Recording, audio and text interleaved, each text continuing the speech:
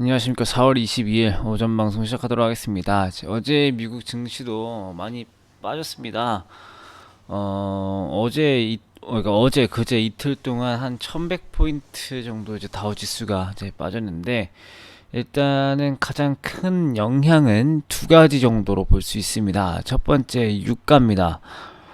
유가가 이제 전전날이죠. 뭐 미국 시간으로는, 우리나라 시간으로는 어제 5월 인도분 WTI 선물 가격이 마이너스 40달러까지 이제 하락을 했었죠. 이제 오늘은 이제 5월 만기가 끝났고, 이제 6월 만기분이 이제 6월 인도분이 거래가 되고 있는데, 이제 이거 원유 가격이 또 40%가 빠졌습니다. 20달러, 21달러, 22달러 정도에 있었던 유가가 11달러까지 이제 하락을 했는데, 일단 원유가 빠지고 있는 이유는 여전히 수요 둔화입니다. 그러니까 원유는 계속 생산이 되고 재고는 계속 쌓여가고, 수요가 안 되니까 재고가 계속 쌓여가다 보니까 원유 탱크가 모자라서 이 원유를 계속 팔아가지고 조금이라도 건질 수 있고 보관료라도 많이 할 수 있다고 하면 다 팔아놓고 제끼고 있는 상황이기 때문에 유가가 지금 급락을 하고 있고, 그리고 유가에 관련돼서는 제가 지난번에 말씀드린 것처럼 유가가 30달러 이상까지 올라오기 전까지는 현재 비정상적인 시장이다. 시장이 정상화가 될 때까지는 매매하지 말자라고 말씀드렸던, 그러니까 원유 매입니다. 원유 ETF 말씀드리는 거예요. 원유 ETF는 웬만하면은 원유 시장이 정상화로 될 때까지는 거래하지 말자라고 말씀드렸던 부분은 아직까지는 유효합니다. 대신에 뭐 지난번에는 5월 인도분 가격이었으니까 이번 6월 인도분에서는 뭐 30달러까지는 아니더라도 한 25달러 수준까지는 올라와야 좀 가능할 것 같고, 현재 수요가 뭐 코로나 불확실성이 해소되면서 수요가 조금씩 올라온다라고 하더라도 이미 쌓여있는 재고가 지금 엄청 많기 때문에 유가 반등이 쉽진 않을 거예요. 그리고 이제 어제 IBM이 발표를 했는데, 그 소프트웨어 판매가 급감을 하면서 IBM이 3% 정도 하락을 했습니다.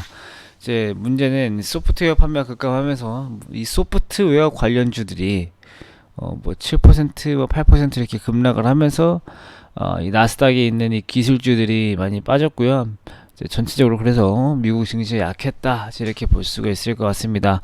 이제 제일 중요한 이제 우리나라의 오늘 전망인데, 일단은 전망이 밝진 않습니다. 왜냐면은 어제 우리 시장이 하락한 두 가지 이유가 있죠. 첫 번째, 원유 시장이 붕괴. 5월 인도분 WTI 가격이 마이너스를 기록했고, 또 두 번째, 북한의 김정은이 중퇴설이다, 중퇴에 빠져있다, 이런 설이 들면서 CNN 보도가 나오면서 이제 변동성이 확대가 됐죠. 일단 이제 일단 트럼프 대통령이 에너지 산업을 위한 긴급 자금을 조성을 하면서 뭐 미국 오일 기업에 대한 신용 리스크가 조금 완화가 되면서 뭐 에너지 업종들이 급락하진 않았습니다. 그리고 이제 또 김정은 중퇴설, 이거는 또 청와대 그 어떤 고위 관계자님이 김정은은 지금 지방에서 정상적으로 활동하고 있다, 이런 얘기를 하면서 조금 뭐 에너지나 뭐 지정학적 리스크 이런 것들은 다소 완화가 되고 있는 것 같지만, 문제는 어쨌든 원유 시장이 계속 붕괴된다는 것은 수요가 살아나는데 아직까진 그 지표가 보이지 않고, 또 이 김정은이 활동하고 있다라는 증거는 없습니다. 왜냐면은 시장 참여자 입장에서는 뭐 정부가 그렇다면 그런 줄 알아야지 하고 하는데, 여전히 미국 언론들에서는 김정은 행방에 대해서 주목을 하고 있고, 북한에서도 김정은 관련된 뉴스가 나오고 있지 않습니다.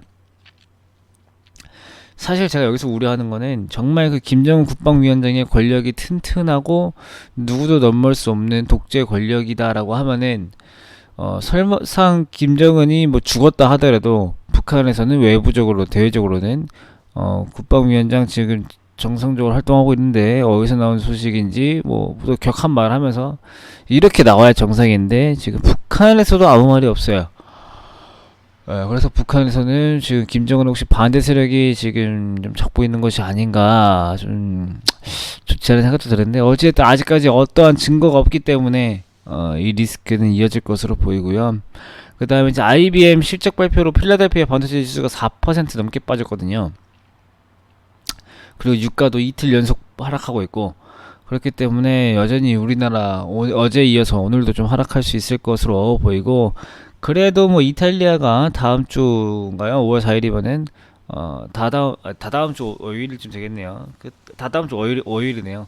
이제 그때부터 뭐 일부 경제 활동을 정상화하겠다. 또 미국에서 이 5천억 달러에 가까운 자금을 지원하겠다 하면서 조정폭은 조금 축소가 될 수 있겠으나, 최근에 이제 코로나 급락 이후에 반등이 많이 나왔죠. 1400까지 빠졌다가 지금 뭐 1900 초반까지 1920까지 왔다가 이제 지금 다시 1880선 이렇게 되고 있는데,